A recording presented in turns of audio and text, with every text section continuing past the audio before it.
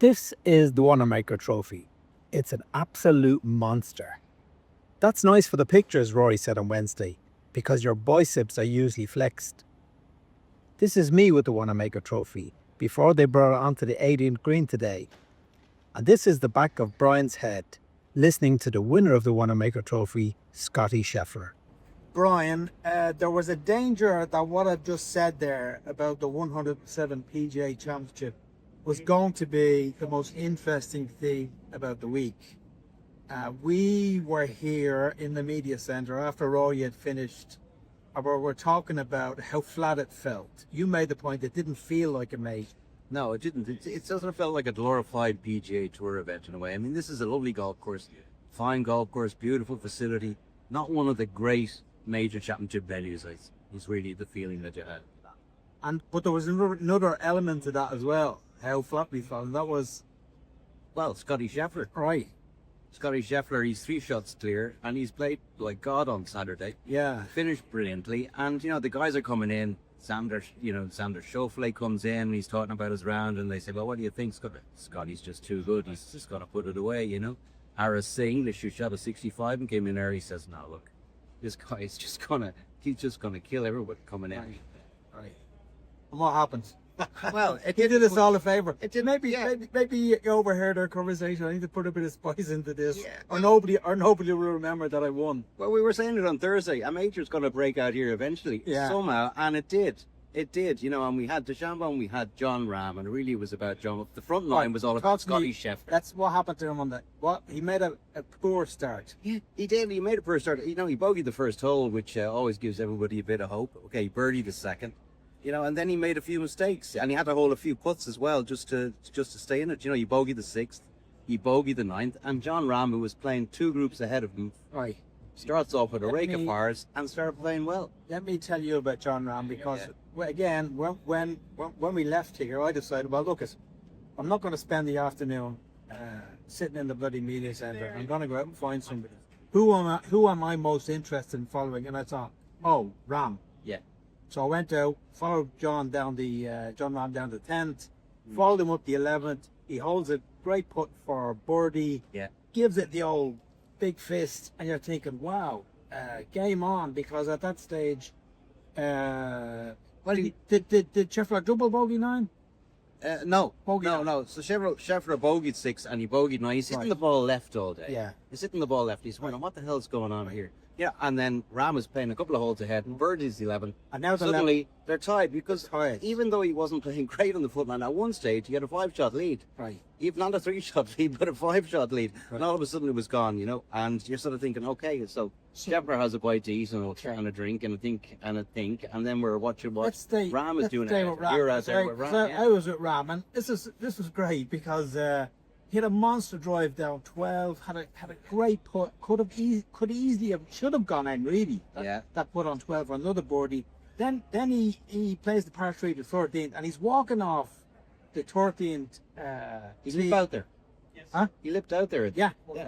But he's walking off the 13th tee, and there's this Paddy dressed with an opal, wouldn't be old Euro 88 jerseys. FAI. Yeah, FAI jerseys on him. And he says, go on, Jon, it's there for you. Right? And he sounded like Mick Bourne at the Euros in 88, Give it a lash. We'll do them for you, Jon. Anyway, I'm not sure Jon heard he paid more attention, but there was a real sense of it being, it was there for Rahm. It's on. Yeah. It's on. Yeah, it's on. Yeah, and he hit some fantastic shots. He hit some great shots. The putts just didn't go in. Now Scheffler, in the meantime, has suddenly talks to the caddy and he says, these are going left, and I hit that one well down down the 9th, and I went left. He says, well, why don't James just a bit further right? Which sounds awfully silly. And he said, you know what, Jeff? And he started hitting the ball well, and he birdied the 10th. Yeah. And that was a now he's gone. Now he's gone. Yeah. So now he's 1 ahead again. Right. But the problem for Rahm then, having played so well through from the board on 11, is the 2 opportunities where he has a chance. Yeah. 14 and 15. Perfect tee shot on 14. Yeah, great chance there. Unlucky in some ways. Bounced into the bunker, and he said, you know what, if it had bounced and gone on the green, it would have gone through the back, hard up and down. It was in the bunker, so, on the green is an 8+. In the bunker, situation A, easy up and down, didn't do it. Yeah, and then 15 then. Great iron onto the green for a second shot. Unbelievable. And then a poor chip that goes well past the hole Yeah. and then misses it coming back. Yeah. And then just the wheels fall off. So he goes bogey, double bogey. And I follow him from the 18th into the recorder's hut. His wife is standing just short of the recorder's hut.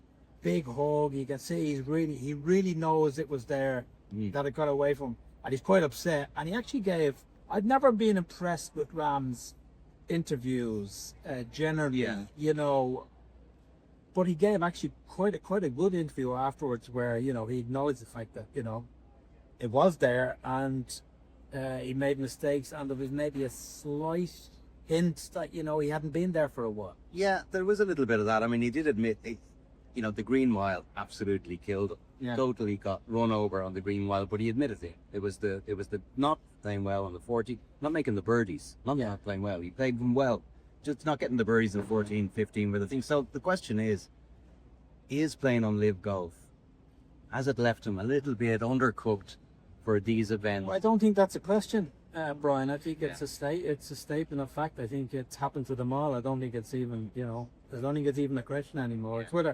It's whether he would admit it, which I don't think he would. Yeah, just not enough rounds, not enough competitive rounds at this level under his belt, and you know, even at that, he's still there. You know, but while all this is going on, Scottie Sheffler isn't exactly sure how far ahead. He's trying to calculate because he goes, didn't hear any yours on 14, didn't hear any yours on 15. I was one ahead, so I'm probably, after I'm making birdie there, I'm probably 2 ahead. And he's looking up at the scoreboard. Where did that happen? I heard him saying that. He said it was like he was on the 30. He was looking up at the scoreboards and it's showing, you know, Taylor Pendert is tied for 25th and he's got a 13-foot putt. He's going, well, you just show us the fucking leaderboard. Right. Remind those guys, look it up on your phone. And he anyway, I think he says feckin'. I don't know if he's swear, would he? I don't think he would. Well, I don't think golly gosh. And but anyway, the 2 shots he hit into the birdie on 14, fantastic. Yeah. Birdie on the 2 shots into and it's easy and the pitch. And it's easy for him then. It's easy for him. He's 5 clear. Yeah, and you know it's easy for him. Yeah. He freewheeled. Par 16, par 17, you know, and he could take a 9 down the last, I think, and still win. And he just chips it up the fairway, makes 5. And we were laughing. We were laughing here because we were watching his press conference, and you said, "Well, he's good at golf. You're not sure he's making it to stand up." No, I don't think he'd be in the Comedy Cellar anytime. But you know, he is an engaging sort of a guy, you know, and he's just. He's a golfing phenomenon, you know, he really is. He's wholesome, but there's an edge to him as well. But they hate losing, you know, he really wants to. Somebody asked him, do you want to just, you know, kill these guys? You know, because Bryson DeChambeau did say, I want to kill Rory McIlroy and Scottie Sheffler and all these guys, and I'm an entertainer and a content provider and all these things. Scottie Sheffler just loves the competition and then going home. So that's now, he's got 2 Masters and a PGA championship. So 3 majors, and he's world number 1. And I think I saw a stat somewhere. This is the first time ever that the world's number 1 and 2s have won the first 2 majors of the year. Yeah, settle it up nicely. It sets it up nicely for the US Open. For the US Open. Okay, let's talk. We mentioned Rory. So finishes tied 47, shot 3 over. 72 today. Didn't talk to the media for the 4th day in a row after he'd finished the round. Now that has never happened before, and actually just before we sat down here, we had a member of the American press come over to us and ask him what do we think. Yeah. And I was, as usually, forthright in my thoughts. I says, well, you know, I hope you understand that, because I would have just told everyone to fuck off, which I would do myself. But that wasn't him. That's not him. It's not something he's done before. And there's definitely, and we spoke about this at length last night, and I said I speculate that's where the issue was, or rather the issue we spoke at length, the driver.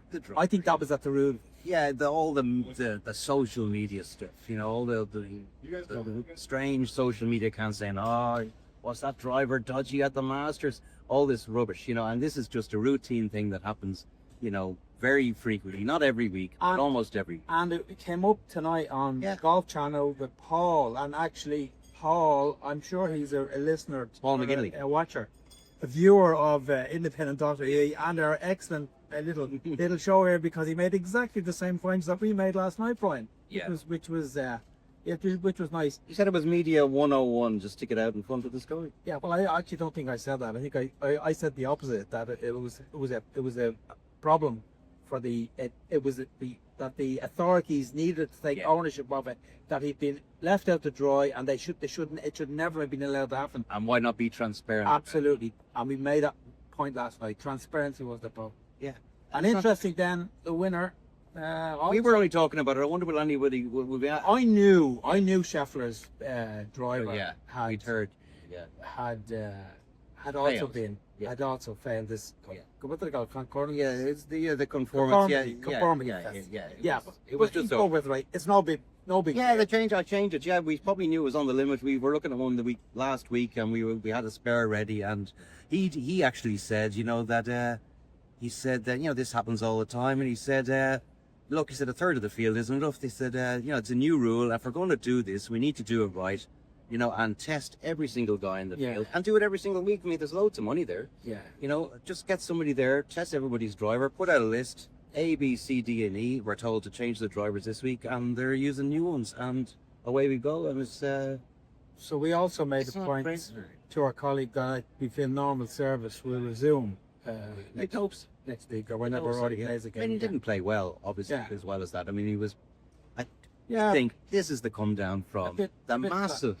massive high of completing the career Grand Slam. Absolutely. I don't, because he said, I'll never do anything as good as this ever in my career. So if you get that high, Yeah. there really isn't anywhere else to go. So a reset. Yeah. Sort out, the few little technical issues that were going on this week, because he didn't drive it particularly well. He didn't putt well. He didn't hit his irons well. He was middle of the pack Yeah. after everything, which is where he finished.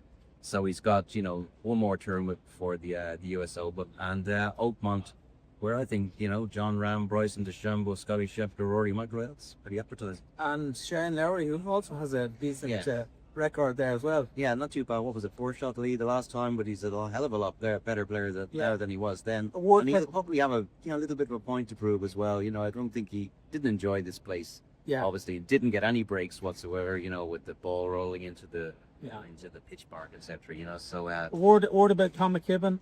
yeah, another impressive major. 3 majors played, 3 cuts made.